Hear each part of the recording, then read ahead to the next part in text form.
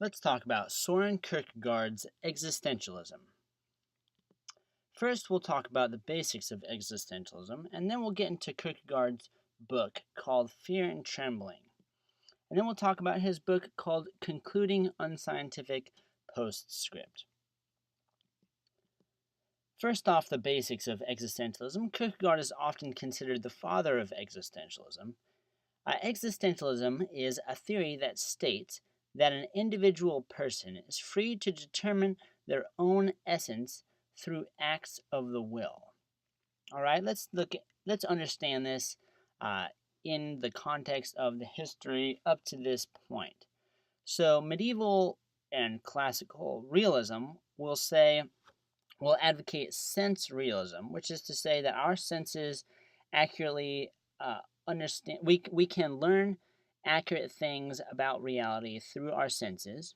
It also affirms metaphysical essences such as objective morals and logic, or rather, those are universals, but metaphysical essences might be things like human nature. What is human nature that is common among all humans? What is that thing called human nature? And it also affirms that observation and reason work together to help us learn and test truth. And then in the late medieval period, you have nominalism arising with William of Ockham in the 13th century. Nominalism is a denial of universals and essences. So something like human nature or universal concepts. They're just names and empty terms.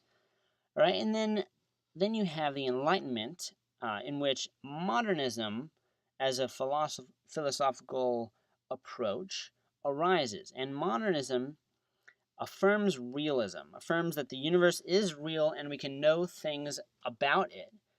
But we know them either through reason alone in rationalism, such as the rationalism of René Descartes, or through sense experience alone, which is the empiricism of John Locke.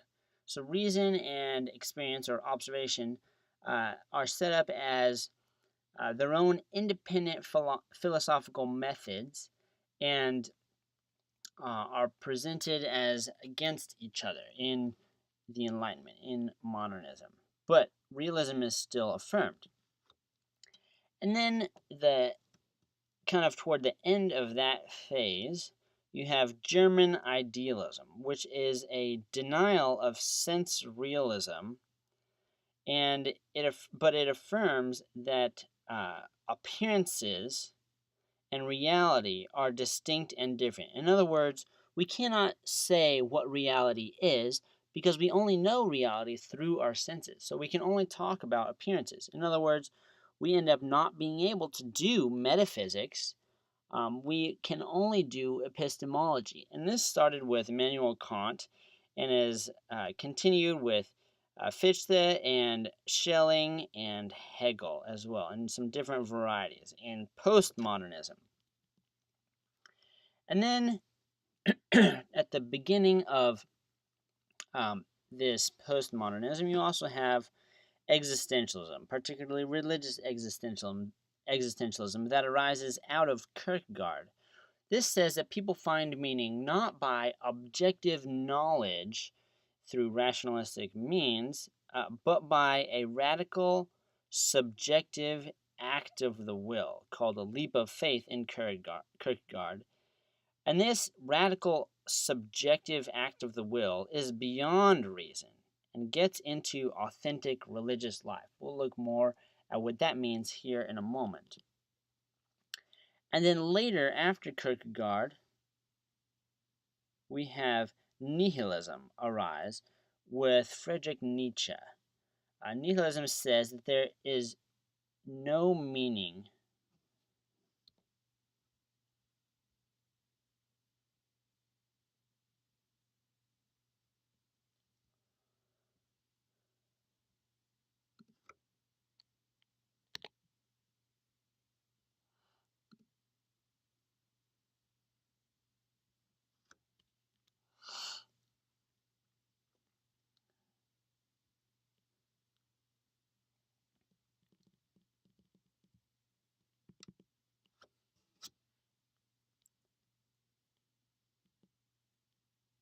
Later we have nihilism arise, which is a particular kind of existentialism proposed by Friedrich Nietzsche, which says there's no meaning or good or evil in the universe. These are just invented, empty terms.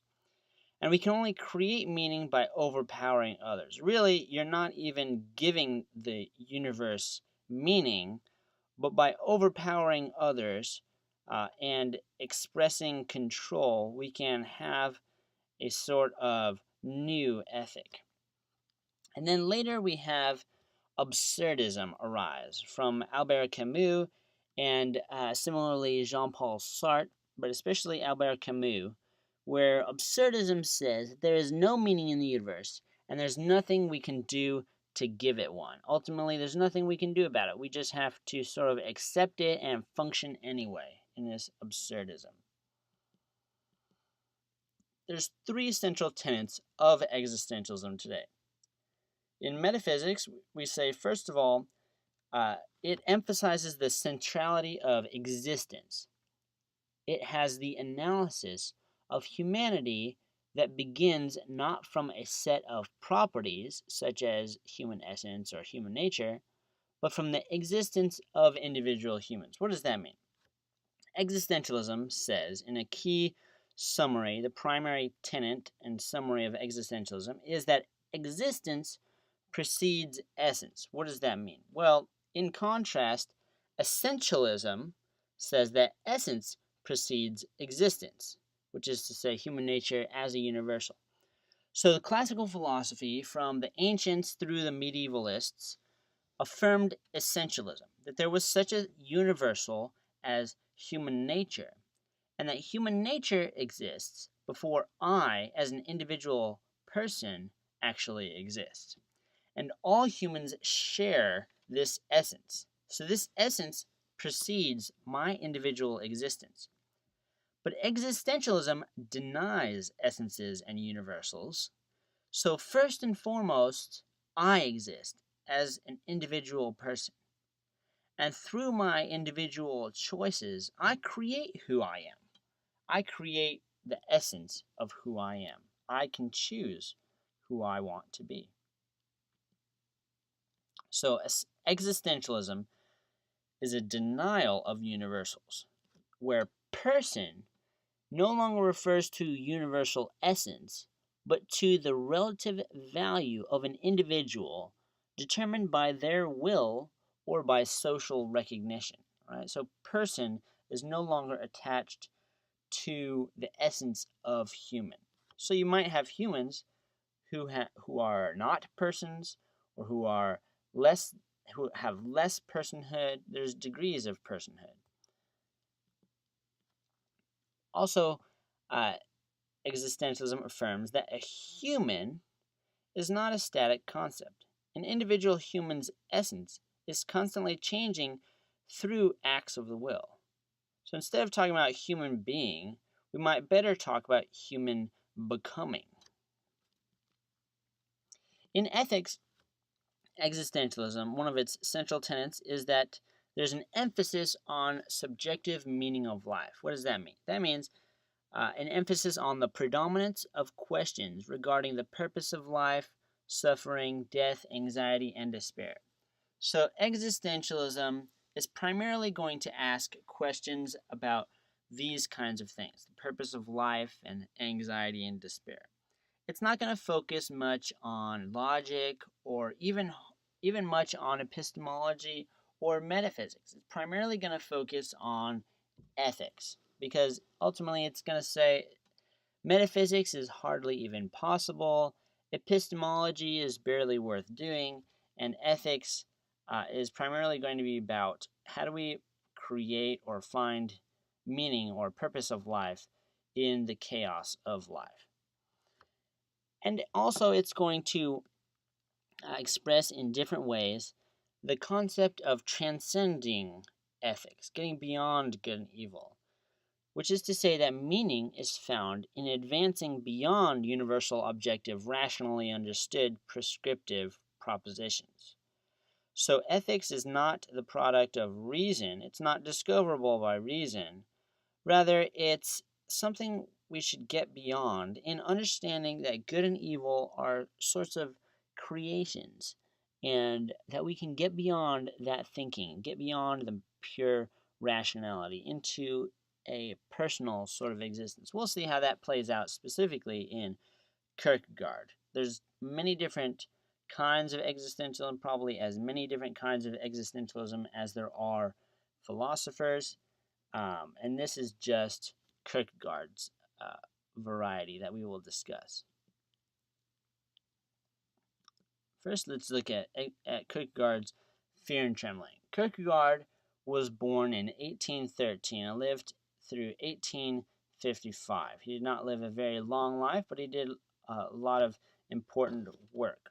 He was from the country of Denmark, and just to give some historical context, which is very important in understanding his philosophy, he was dissatisfied about complacent Christianity in his country. He saw his country was essentially a Christian nation in terms of its culture, but he saw people as functioning as sort of empty shells. They would have the outward appearance of following all the ethical rules, but they didn't have the heart of ethics. They didn't love doing the right thing. It was passionless. It was empty. It was a sort of contradiction because, according to him, because it was so dominated by a rationalistic sort of ethic. People followed moral rules and social standards to the letter, but they had no sincerity or passion about it. You may do good, but do you love goodness with all of your being? This is a central question. So Kierkegaard's agenda was to awaken these complacent Christians to sincere and authentic religion. See, Kierkegaard was himself a Christian, and he saw a danger in this sort of Christian culture, and he wanted to awaken these Christians to be authentic and passionate about their religious belief. Let's see how that pans out for the rest of existentialism. All right, and he advocates that authenticity is about passion and not just thinking.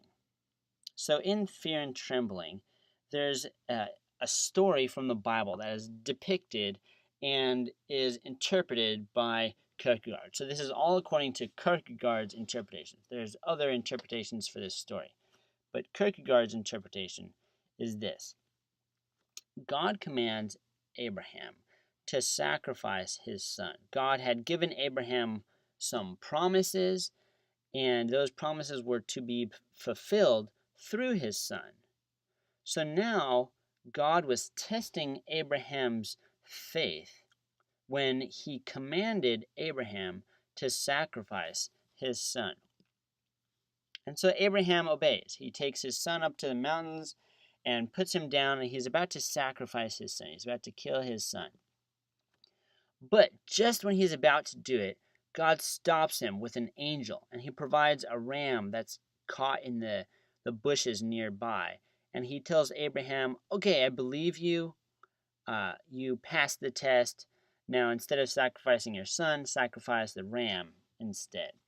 So that's the story, and let's see how Kierkegaard interprets it. What does Kierkegaard say? And how does he develop his philosophy based on this?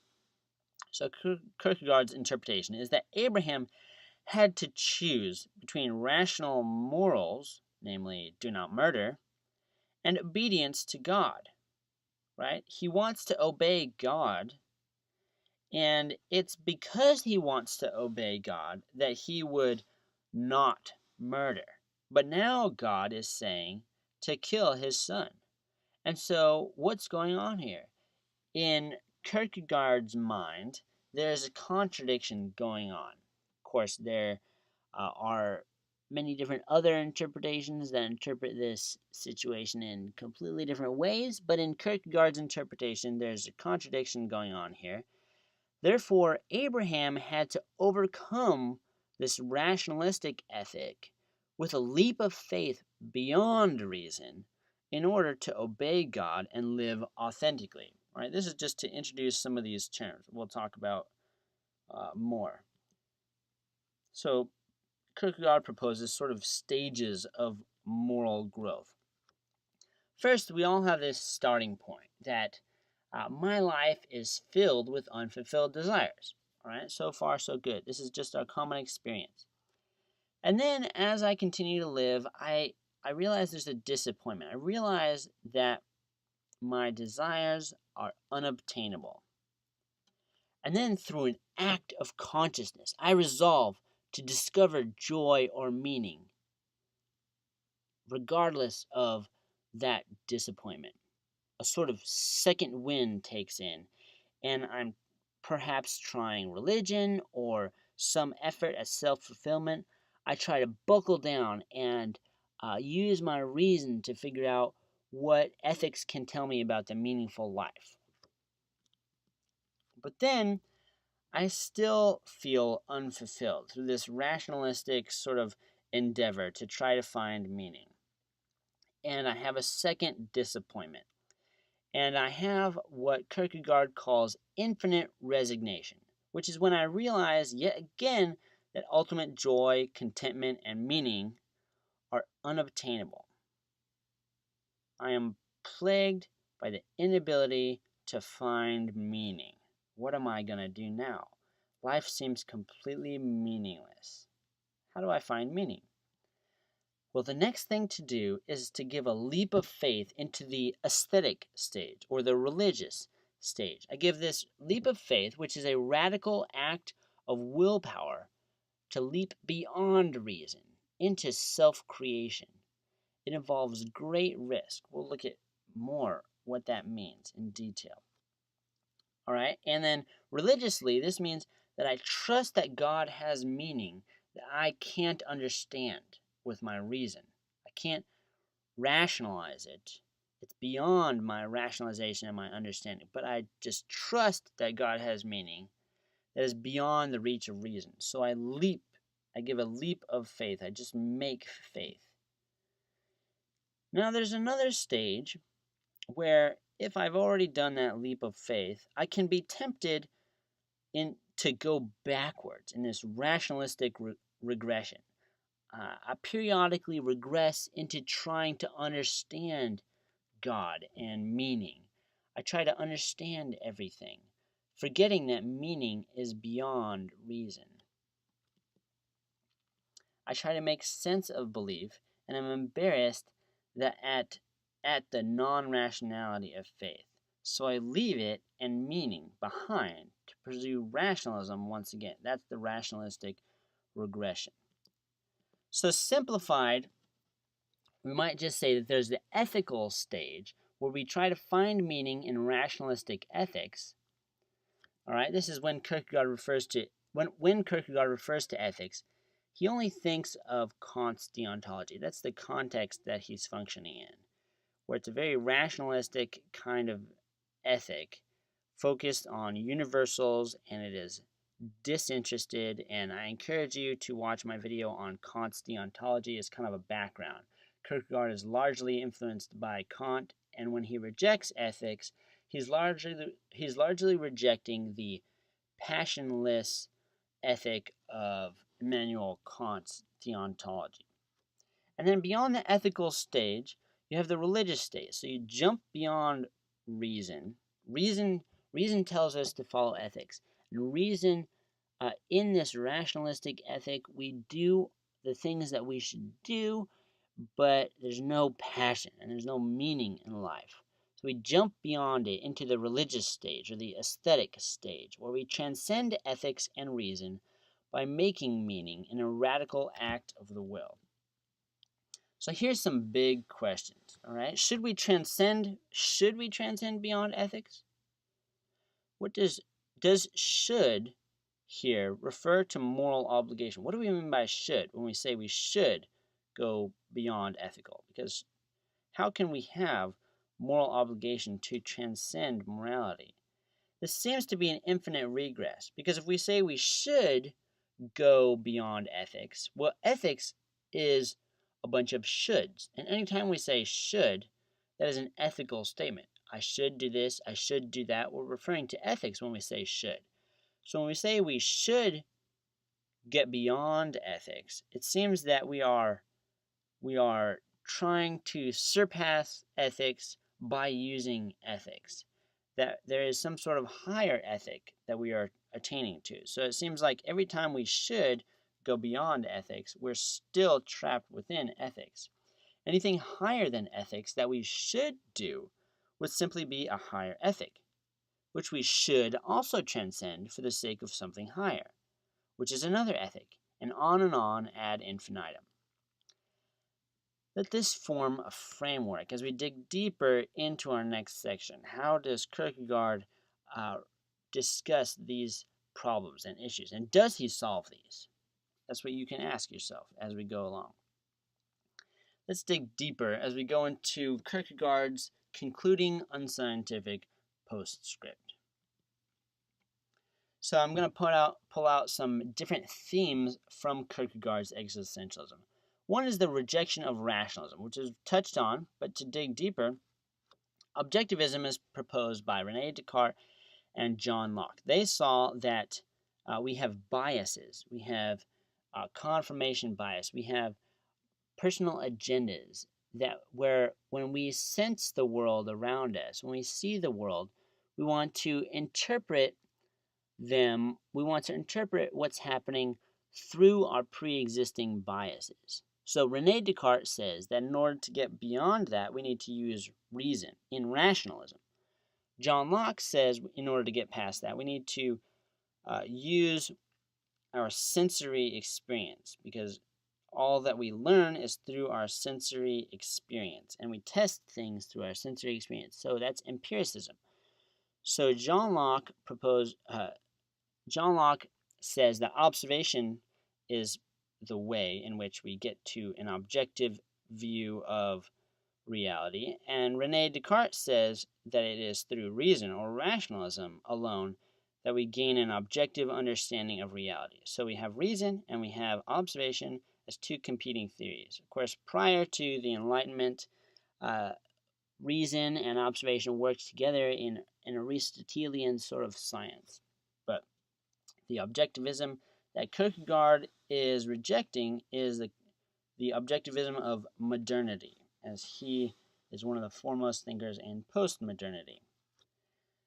So in the rejection of rationalism, Immanuel Kant tries to form a very rationalistic kind of ethic, affirming universals, that is deontology, which is saying that an action is right or wrong insofar as it fulfills a duty. And in Immanuel Kant, he says that this is disinterested, that we do not have a passion for doing what's right and wrong. In fact, many times we do not want to do what is good. And the more we do not want to do, and the more effort it takes to overcome that lack of desire, the more moral it is, right? So this is an ethic based on reason.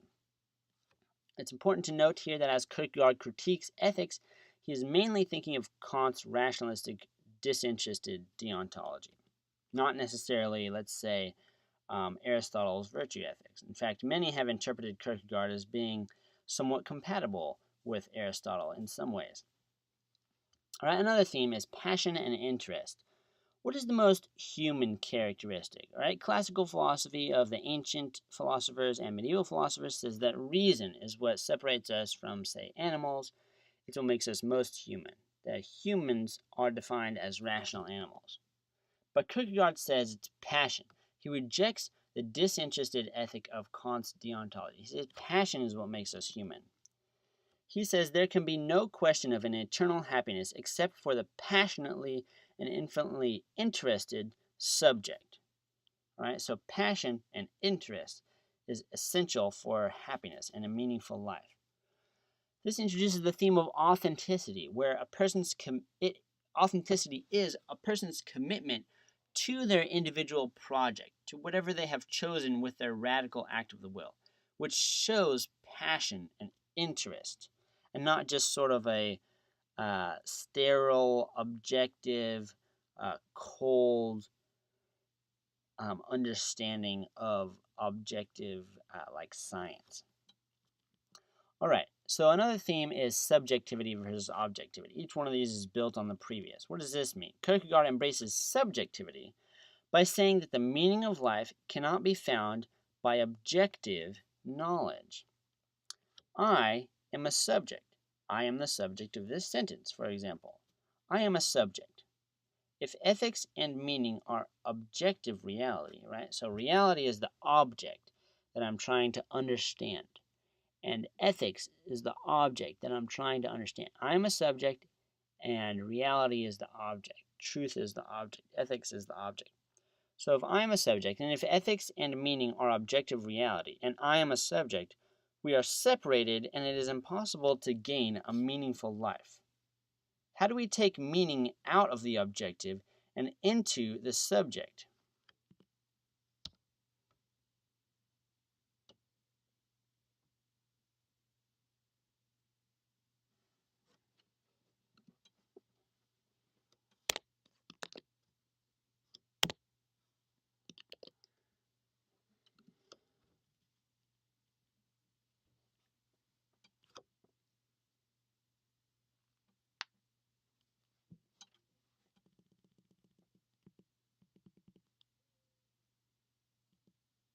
How do we take meaning out of the object and put it into the subject, me? He says when the question is treated as an objective in an objective manner, it becomes impossible for the subject to face the decision with passion, least of all with an infinitely interested passion of all. So if ethics is treated in an objective manner, then how can I follow ethics? How can I follow morals in a subjective, passionate, interested kind of way? He says when someone embraces objectivity by forgetting that one is an existing subject, passion goes by the board and the truth is no longer a paradox. The knowing subject becomes a fantastic entity rather than a human being, and the truth becomes a fantastic object for the knowledge of this fantastic entity. Right? You can see the theme here of paradox. Paradox is glorified here, and we'll see why as it takes risk to do the leap of faith, to overcome contradiction, or to embrace contradiction. So to explain this concept a little more, treating ethics and meaning as objective separates me, the subject, from it, making meaning a spectacle, like a wonderful museum object that I can look at and appreciate, but I can never touch it or own it. Right? That's the object, and I can look at it, but it's never part of me. I can't touch it. I can't feel it. It's not part of me. We're separated because I'm a subject and that is the object. Objective science is sterile, and sterile means you kill life. You kill the germs. You kill something. Science is sterile. This objectivity is sterile, and it kills the passion of life. He says the objective accent falls on what is said. So objective science tries to ask what is reality, whereas the subjective accent falls on how it is said. In other words, we focus on what is to be done in this passionately interested kind of way. So there's a theme of relationship arising here. He says, objectively, reflection is directed to the problem of whether this object of belief is the true God. Subjectively, reflection is directed to the question whether the individual is related to a something in such a manner that his relation is in truth a God relationship. So when that object, when that vase in the glass box in the museum is meaning in life, and I can't touch it because I'm trying to think of it objectively, then I cannot have a relationship with that objective truth, or that objective meaning, or that objective God. I have to think about truth as being subjective. Meaning is found not in knowing objective truth, but in having a relationship with it. In terms of influence, we still have the influence of this today, where we think of relationship as more important than reason. Relationship and experience and emotion are more important than reason and rationality and logic. Continuing theme is that belief and reason are posed as against each other. He proposes a new definition of virtue, of truth. He continues the theme of belief as being different or against reason and rationality. He proposes a new definition of truth, which is an authentic relationship with meaning through an act of the will. So in correspondence theory of truth, classical correspondence theory of truth, we say that a proposition is true, a statement is true, a belief is true if it accurately represents reality as it is in itself. But Kierkegaard is saying that truth is not like that at all. It's not that rationalistic kind of endeavor. Truth is authentic, passionate existence. Truth is an authentic adherence to whatever I have chosen, the meaning that I create with my radical act of the will. So Kierkegaard says, here is such a definition of truth: an objective uncertainty, held fast in an appropriation process of the most passionate inwardness, is truth. Thus the subject merely has, objectively, the uncertainty. The truth is precisely the venture which chooses an objective uncertainty with the passion of the infinite. So you can see there's some contradictions and paradoxes that he's reveling in. He just enjoys these sort of paradoxes. To say that uncertainty is required in this passion of the infinite. The truth is whatever we choose to believe in. Belief or faith requires some uncertainty and an embrace of paradox. So it's because of the influence of Kierkegaard that our modern cultural concept of truth is often the idea that truth is just whatever you choose to believe in. What's true for you might not be true for me, which is quite the opposite of science. Science is going to say the earth is round. If somebody goes and says the earth is flat, they're wrong. And it's not just up to your choice. You can't just choose to believe something. If you choose to believe that the world is flat, that's not truth. That's falsehood in science. So this is a completely different kind of view of truth. Truth is whatever you choose to believe in. This rejects the correspondence theory of truth, which says that a belief is true if it accurately represents reality. He says, faith is precisely the contradiction between the infinite passion of the individual's inwardness and the objective uncertainty. Objective certainty is impossible, so reason ultimately fails in seeking the meaningful life. Few people can jump beyond ethics and reason into the aesthetic stage or religious stage. Those who do are called by Kierkegaard heroes and must take risk, which is an essential part of the leap of faith, the radical act of will that creates meaning, instead of discovering it through rationalistic objectivism.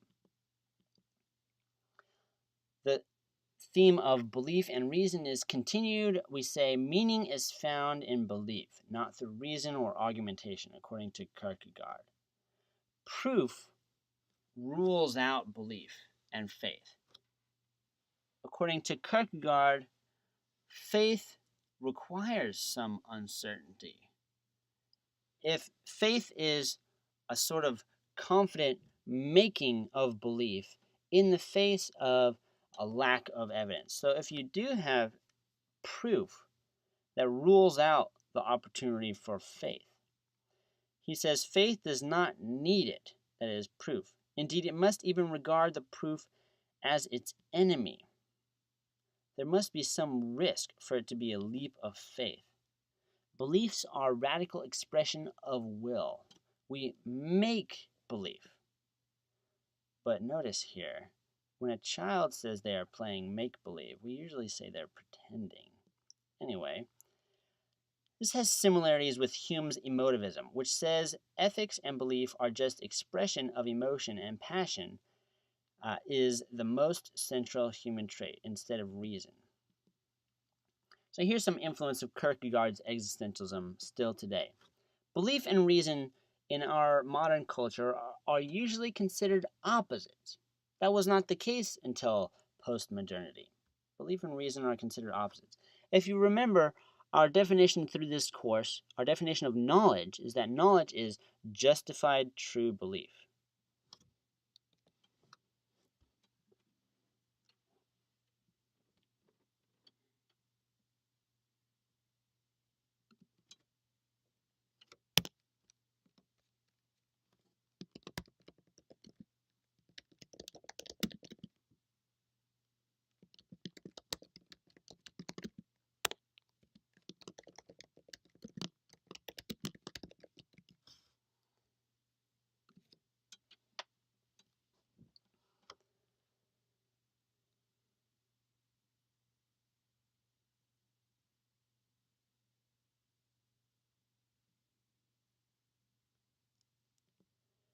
Kierkegaard's philosophy has a major continuing influence today. For example, belief and reason are considered opposites. The classical definition of knowledge is that knowledge is justified true belief. So reason and belief work together to form knowledge. You can believe something, but the question is, do you have a good argument for why you believe it? That's the classical view. But now we think of belief and reason as two totally different realms. Belief is just however you choose to make meaning in life, and it's not subject to reason. It's non-rational. It's non-logical. It's just an act of the will, and everybody can choose what they want to believe. And whatever you think is true for you and just good for you. That's what you find meaning in. And that's totally different than reason and rationality. Reason is more like science, and belief is more like, what's your favorite color? That's because of Kierkegaard, divorcing reason and belief. Faith is considered non-rational and not systematic or subject to the scrutiny of evidence or logic, thanks to Kierkegaard's influence and other existentialists later on, especially other existentialists later on that go way beyond Kierkegaard. Also, reason and logic, they are considered the enemy to a meaningful life or an enemy to emotion or passion or loving relationship.